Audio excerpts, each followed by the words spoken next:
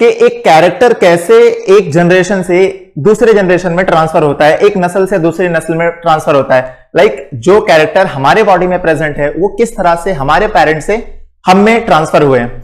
इसी चीज के स्टडी को या इसी कैरेक्टर के ट्रांसफर होने को कहते हैं इनहेरिटेंस। अब देखिए कि जो कैरेक्टर है वो किसी मॉलिक्यूल के जरिए कंट्रोल होते हैं, ठीक है।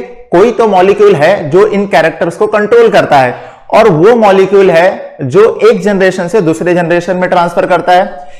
इन शॉर्ट, अगर हमारे पेरेंट्स की आईज जो है वो ब्लैक है तो कोई मॉलिक्यूल है जो उनके आईज को ब्लैक होने पर फोर्स कर रहा है, और फिर हमारी आईज भी ब्लैक है। कैसे? क्योंकि वही मॉलिक्यूल उनके बॉडी से हमारे बॉडी में ट्रांसफर हुआ है। यानी कि यहां पर एक मॉलिक्यूल है वो एक जनरेशन से दूसरे जनरेशन में ट्रांसफर हुआ और उस मॉलिक्यूल के जरिए, उस मॉलिक्यूल के थ्रू जो कैरेक्टर है वो भी एक जनरेशन से दूसरे जनरेशन में ट्रांसफर हुआ।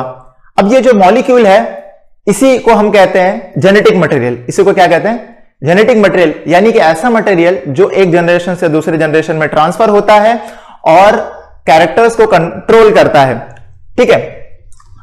तो इस प्रॉपर्टी को कहते हैं इनहेरिटेंस, यानी कि कैरेक्टर को इनहेरिट करना, अपने अंदर लाना। सो डेफिनेशन जो हम लोगों ने देखा, transmission of character from one generation to the next generation. यहां पे हम कह सकते हैं कि जो कैरेक्टर ट्रांसफर हो रहा है, ये जो कैरेक्टर है ये बेसिकली एक जेनेटिक मटेरियल होगा।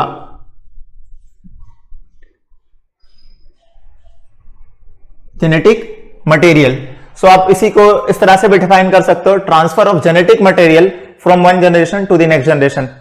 अब बात आई कि ठीक है, जेनेटिक मटेरियल ट्रांसफर हो रहा है, बट वो जेनेटिक मटेरियल का नेचर क्या है? क्या वो कार्बोहाइड्रेट है, क्या वो प्रोटीन है, क्या वो डीएनए है, या फिर वो आरएनए है? इसी चीज को फाइंड करने के लिए कई सारे साइंटिस्ट ने बहुत सारे एक्सपेरिमेंट परफॉर्म किए, ठीक है। तो उनमें से जो मोस्ट एक्सेप्टेड और मोस्ट इंपॉर्टेंट जो एक्सपेरिमेंट्स थे, उन एक्सपेरिमेंट्स को हम यहां इस चैप्टर में डील करने वाले हैं।